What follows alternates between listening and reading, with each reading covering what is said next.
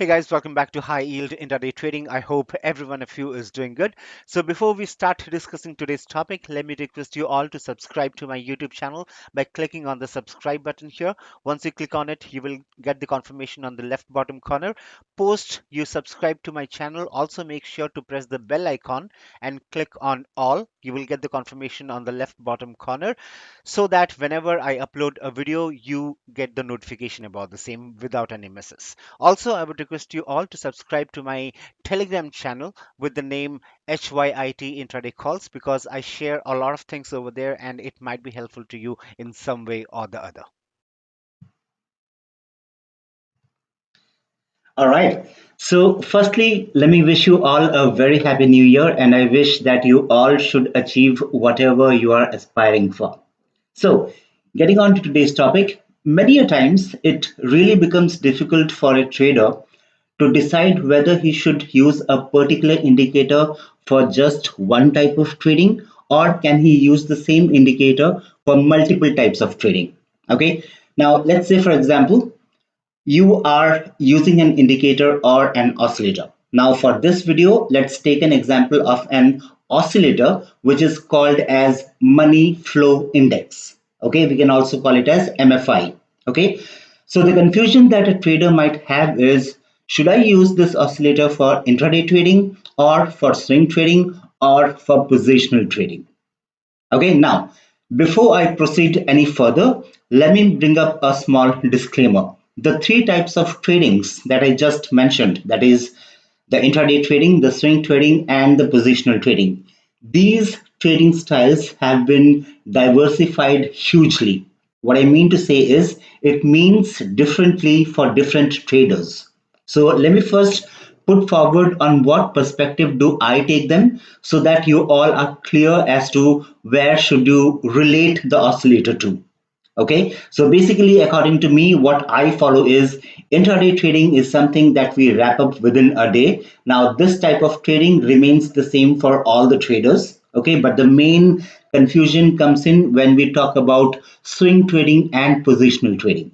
So, for me, swing trading is something wherein we hold our positions overnight, but we wrap it up in maximum to maximum 2 weeks and not more than that. Okay, now coming on to the positional trading. Positional trading for me is nothing but the investment kind of trading wherein we hold our positions for a couple of weeks to months to years.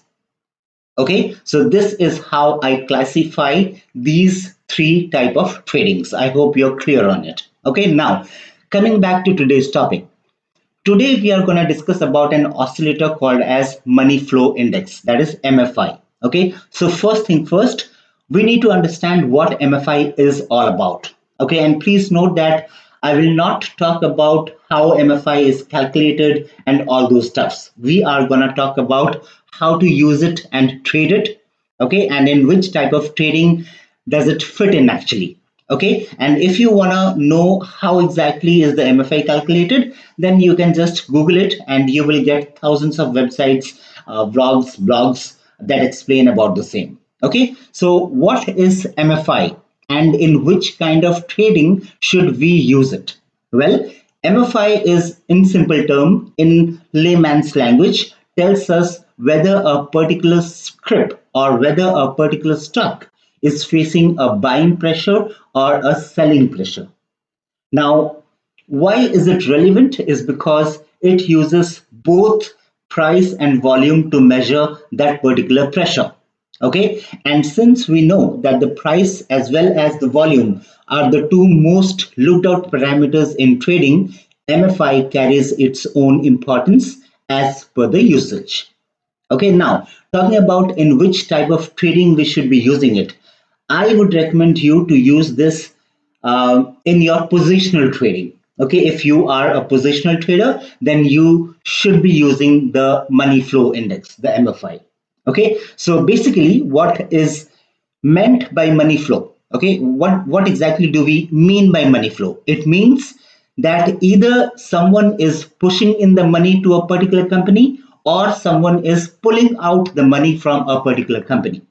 That is what is meant when we say the word money flow, that is flowing of the money. And this flowing of the money does not happen overnight.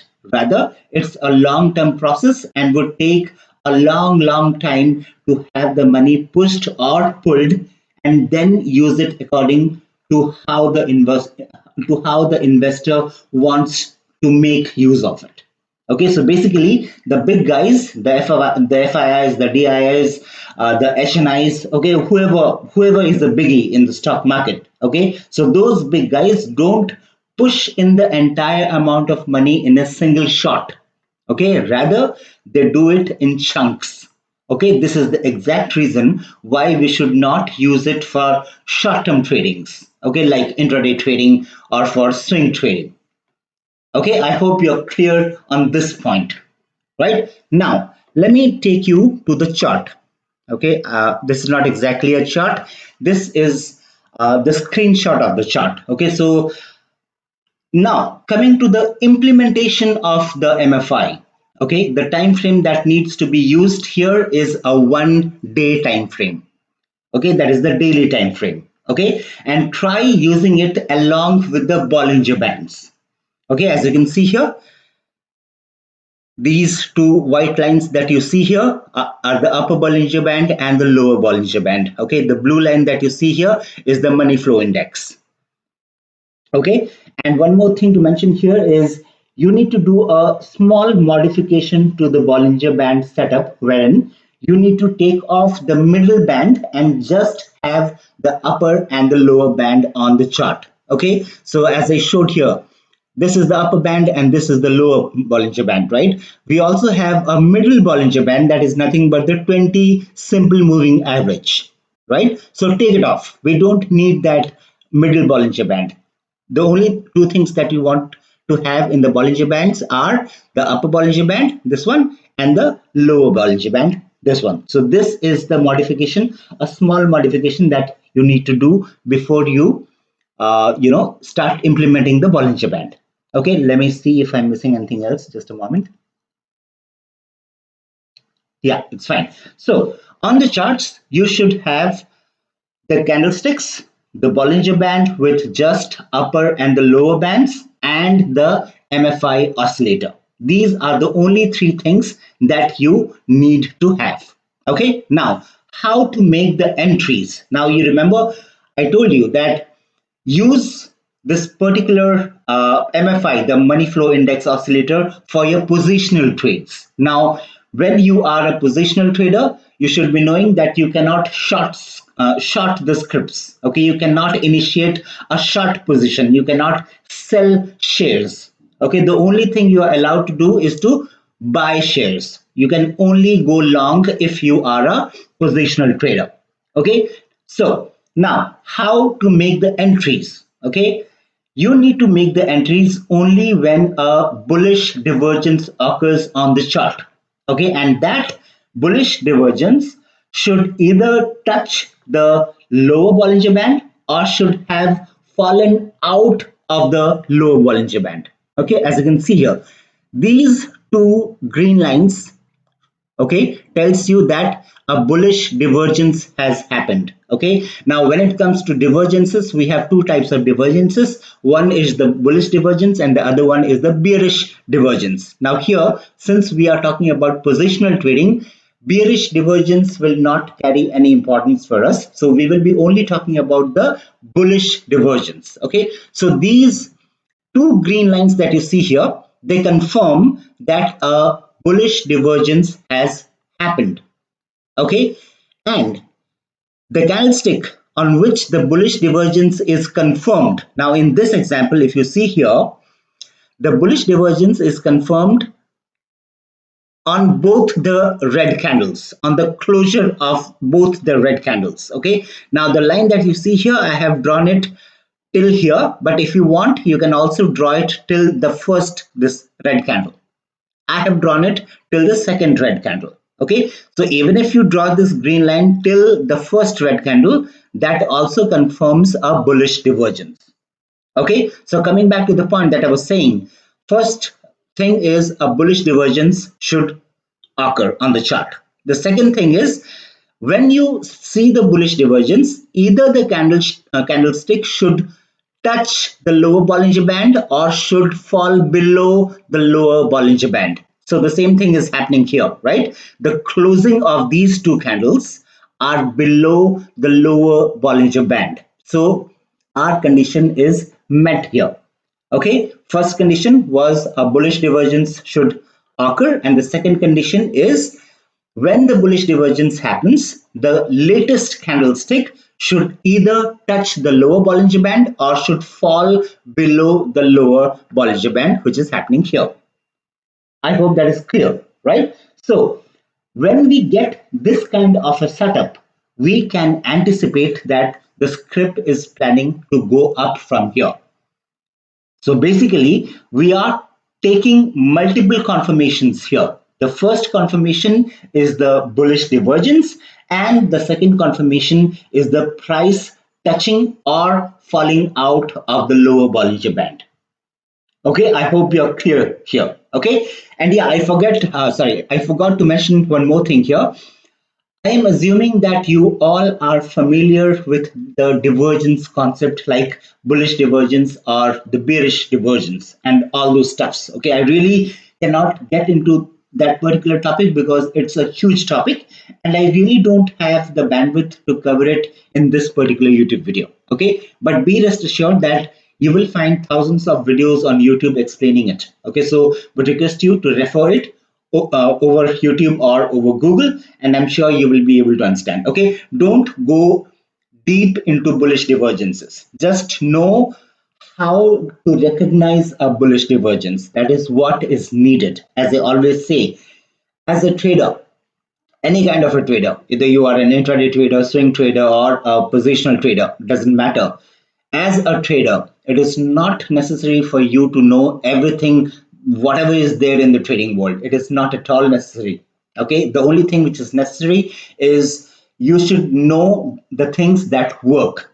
Okay, like in this example, if I'm telling you that bullish divergence is the first condition that has to be met. So you need to know how to know whether a bullish divergence has actually occurred on the charts or not.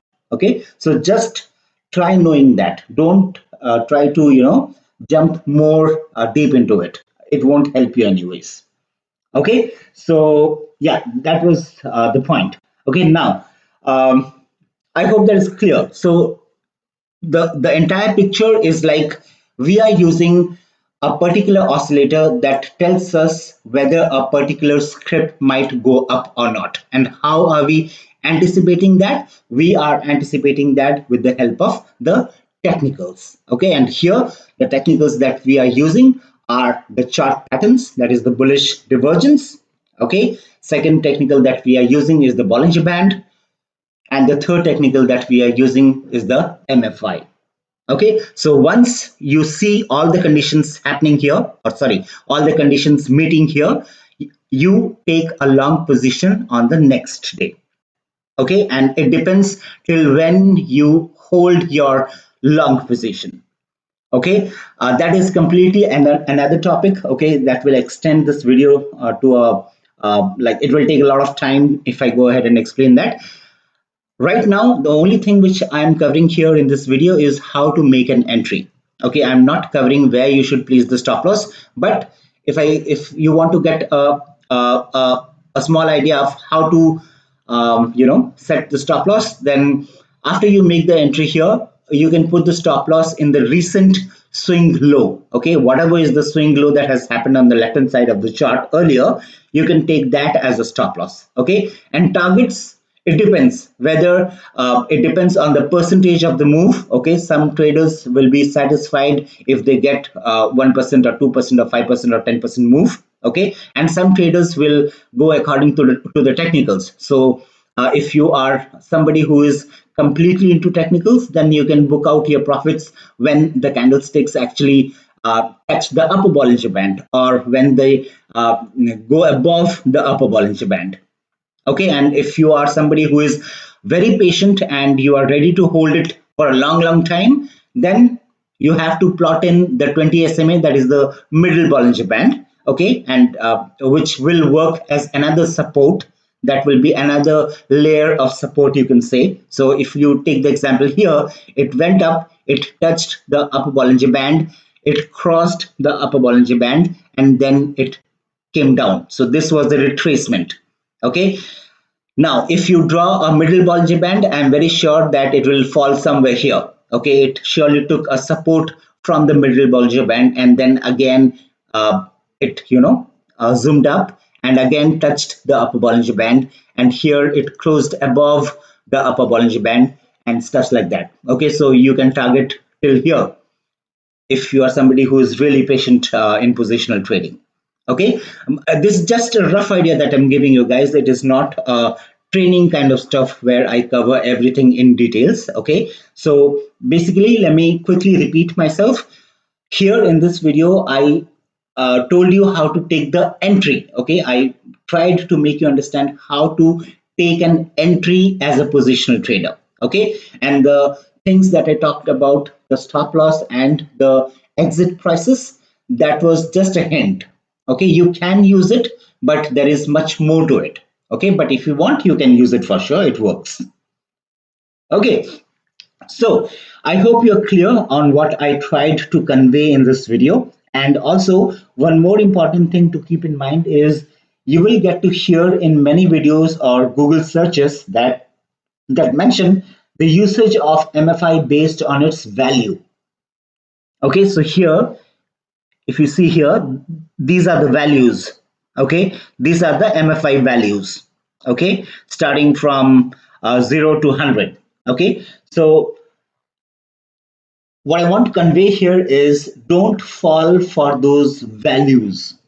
Okay, like if the MFI line is above 50, then you can go long. And if the MFI line is above 80, then it's overbought and stuffs like that. Okay, my request to you is to not to fall for these kind of approaches.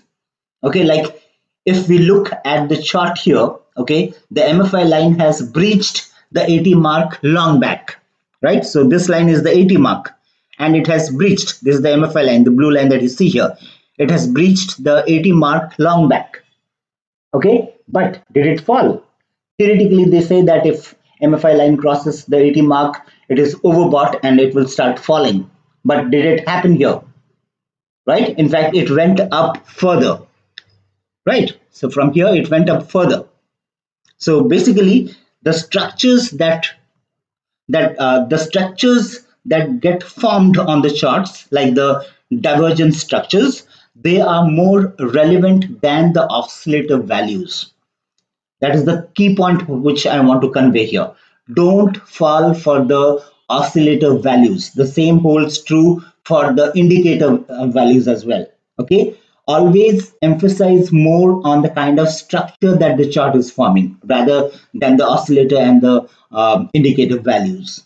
Okay, that's again a very different topic which is not in the scope of this video. So the more and more you read and analyze the charts, the more you realize that there are a million things that needs to be studied and implemented accordingly. Okay, anyways, let me stop here, hoping that you all got the point and it's time for you to hit the charts and see how well you can implement this stuff in real life trading. All right. So that's all from my end, guys. And as always, would request you all to like and subscribe to my YouTube channel. And also, please do not miss the ending of this video, as you might be getting some more information about HYIT that might be helpful to you in some way or the other. And please feel free to ask your questions or queries, if any, in the comments section, and I will surely reply back to them. And also, please do not forget to like this video if you liked it. So that's all from my end, and I will see you all later. Hope you all will stick back, happy trading, and take care of yourselves. Bye bye.